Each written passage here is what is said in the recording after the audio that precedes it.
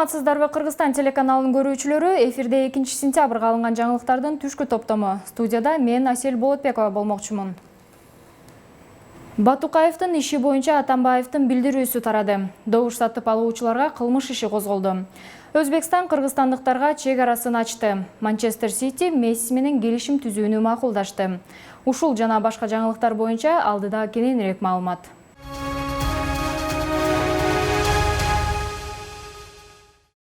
Президент Сооронбай Жээнбеков депутаттык шайлоону өткөрүү боюнча коопсуздук кеңештин жыйынын өткөрүп, бир катар тапшырмаларды берди. Бул тууралуу мамлекет башчынын маалымат кызматы кабарлады. Чогулушка мамлекеттик органдардын жетекчилери, өкмөттүн облустагы өкүлдөрү жана Бишкек менен Ош шаарларынын мэрлери катышты. Жээнбеков коомчулукта айрым партиялар менен талапкерлер өз электоратын көбөйтүш үчүн амал-көйлүккө барып жатканын айткан. Ошондой эле президент бардык саясий партияларды жана депутаттыкка талапкерлерди үгүт иш-чараларына мыйзамды тыкыр сактоого чакырган. Эгер мыйзам бузуулар тастыкталса, жоопкерчиликке тартуу зарылдыгын жана участкалык комиссиялар шайлоо жүрүшүнүн ачык айкындуулугун толук кандуу камсыз кылуу үчүн сааттай болуп так иштөөсү керек, деген Жээнбеков.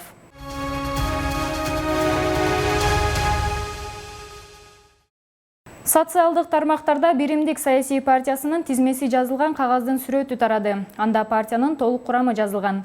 Тизмеде жогорку кеңештин азыркы депутаттарынан Асылбек Жээнбековду 27-катардан көрүүгө болот. Ал эми Азамат Арапбаев 20-катарда. Аида Касмалиева 8-чи, салык кызматынын мурунку жетекчиси Замирбек Осмонов 23-катарда. Ал эми мурунку вице-премьер-министр Аида Исмаилова 36-катарда.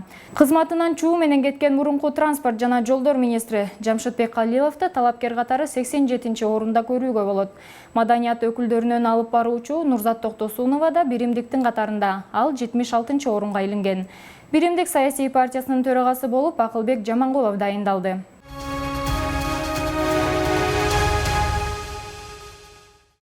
Саламаттыкты сактоо министринин орун басары Нурболот Үсөнбаевдин брифинг учурунда билдирүүсүнө караганда, өлкө боюнча өткөн суткада коронавирусту жуктуруп алгандардын жалпы саны 44 036-га жетти.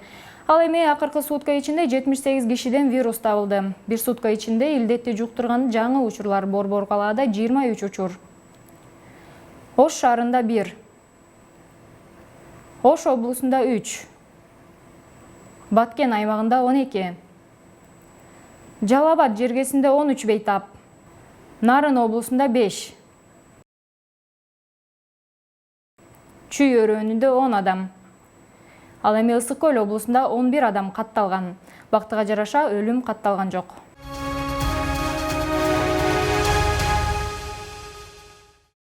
Кыргызстандын мурунку президенти учурда түрмөдө жаткан Алмазбек Атамбаев Крим-төбөл Азиз Батукаевдин иши боюнча пикирин айтты. Анын билдирүүсүн КСДП партиясы таратты. Алмазбек Атамбаев Батукаев боюнча кылмыш иши ачык териштирилген жок деп эсептейт. Атамбаев УКМКнын операциясы ишке ашпай калганын, ага себепкер болгон жагдайлар ачыкка чыгаарын белгилейт. Азиз Батукаев 2013-жылы айыккыз илдетке чалдыкты деген негиз менен Бишкектен менчик учак менен Грозныйга учуп кеткен. Батукаевдин мыйзамсыз бошотулушу боюнча кылмыш иши 2019-жылы кайра иликтене баштап октябрь айында сотко өткөн. 1-май райондук соту Алмазбек Атамбаевди 11 жыл 2 айга эркинен ажыраткан. Мурдагы башкы прокурор Индира Жолдубаевага 5 миллион сом айып пул салынган. Ошондой эле Бишкек шаардык соту 13 августта тергөө менен келишкен 10 айыпталуучунун ишин карап, аларды айыпка жыккан болчу.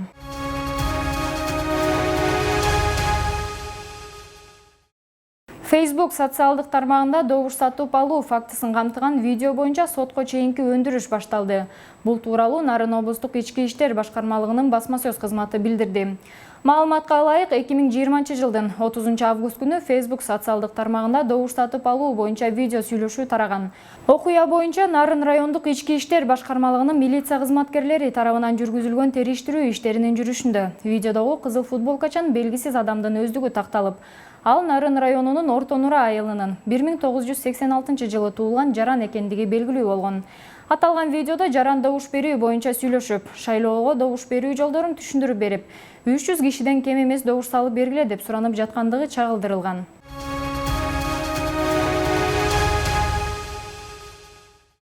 Жалал Абад облусунун жазы кечүү айылына алгачкы ирет электр жарыгы берилди. Бул тууралуу Жалал Абад электр ишканасынын маалымат кызматы билдирди. Аталган калктуу конушта 150 үй бүлө жашайт. Бул айыл райондун борборунан 110 чакырым алыстыкта жайгашкан. Ушул жылдын 6-июнунда Жалал Абад электр ишканасы өзгөчө жана каражаты менен электр зим тирөөчтөрүн орноткон деп айтылат маалыматта. Белгилүү болгондой, 2 айдын ичинде компания бардык аракеттерди жасап, 6 бригада иш алып барган. Долбоордун жалпы сметасы 25 миллион сомду түзгөн айтылды. Салтанаттуу иш-чарага өкмөттүн Жалал Абад облусундагы ыйгарым укуктуу өкүлүнүн биринчи орун басары Мамасалы Акматов, Базар Коргон районунун акими Бакыт Козуев, Улуттук энерго холдинг башкармалыгынын төрагасы Айтмамат Назаров, Жалал Абад электр ишканасынын башкы директору Дурусбек Рахманов катышкан.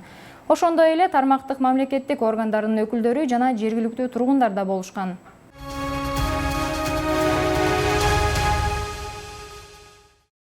Баткен облусунун аймагында очогунда күчү 3,5-4 балга жеткен жер титирөө катталды. Бул тууралуу сейсмология институтуна таянуу менен өзгөчө кырдаалдар министрлиги кабарлады. Ага ылайык жер кечээ 2-сентябрда 19:34 силкинген. Жер титирөө Баткен районунун Актатыр айылында 4 балл, Үчтөбө, Рават жана Самаркандек айылдарында 3,5 балл. Лейлек районунун Кара Суу айылында 3 балл, Баткен шаарында 2,5 балга чейин сезилген. Бактыга жараша жер титирөөдөн жабыркагандар жана кыйроолор катталган жок.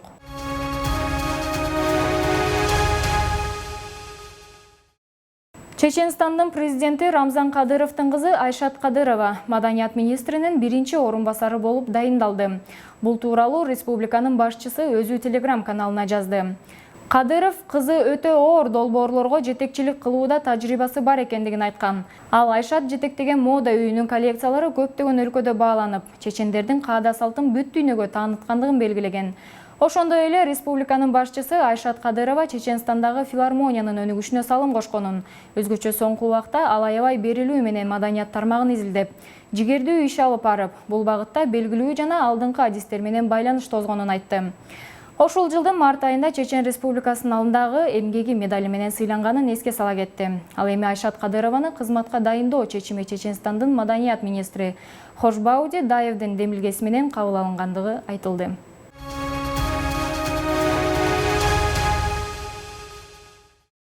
1-сентябрдан тартып Өзбекстан менен Кыргызстандын чек арасындагы достук, Кызыл Кыя жана маданият чек ара бекеттеринен эки тарапка адамдар мурункудай каттай башташты.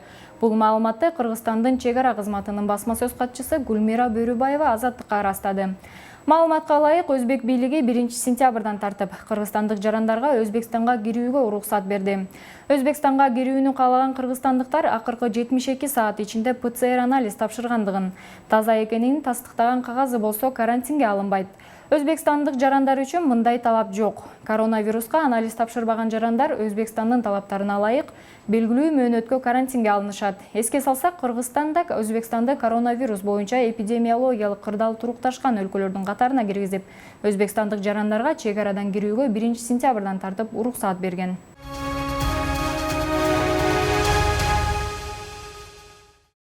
Миллиардер Илон Маск мээсинде тыйындай болгон чип орнотулган Гертруд аттуу чочкону дүйнөгө көргөздү. Гертрудтан тышкары дагы 2 чочконун мээсинде чип орнотулган. Илон Маск тарткан видеодо чочконун мээсиндеги неврологиялык өзгөрүүлөр компьютер программасында байкалып турду. Бул кадамы аркылуу Маск келечекте мээ менен түз байланышкан аппарат чыгарууну көздөп турганын ачыктады. Белгилүү болгондой, Neuralink компаниясында өткөн жылы чипти адамдардын мээсине орнотуп, сыноо өткөрүү боюнча уруксат алуу документтерин тапшырган. Жаңы технология неврологиялык илдети бар кишилерге жардам бермекчи. Мээсине чип орнотулган адам алыстан туруп эле уюлдук телефон же компьютерди башкара алат. Маск мырза чип технологиясы деменция жана Паркинсон илдеттерин дарылап, шал болуп калган бейтаптарды бутуна тургуза алат деп айтууда. Илон Маск жасалма интеллект келечекте адамзатта коркунуч жаратышы мүмкүн экендигине ишенет.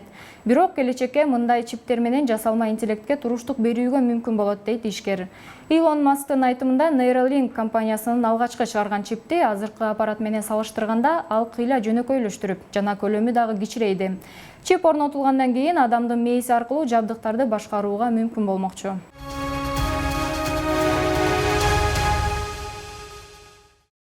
Дүйнөгө белгилүү футболчу, Испаниянын Барселона футбол клубунун чабуулчусу Лионель Месси Манчестер Сити менен жеке келишимдин шарттары макулдашты. Бул тууралуу чет элдик маалыматтар каражатты жазып чыкты. Клубтун жаңы машыктыруучусу Рональд Куман менен телефон аркылуу сүйлөшкөндөн кийин клубтан кетүүнү чечти. Бул тууралуу дүйнөлүк басылмалар жазып чыгышты. Маалым болгондой, келишим 5 жылга эсептелген жана 700 миллион евро суммасын түзгөн. Месси Барселона клубунун тарыхындагы мыкты бомбардири болгон. 33 жаштагы Месси өткөн сезондо клуб менен жалпы 44 оюнга катышып 31 гол киргизген жана 26 жолу голдук пас чыгарып берген. Клуб менен футболчу 4 жолу Чемпиондор лигасын жеңип алган болчу.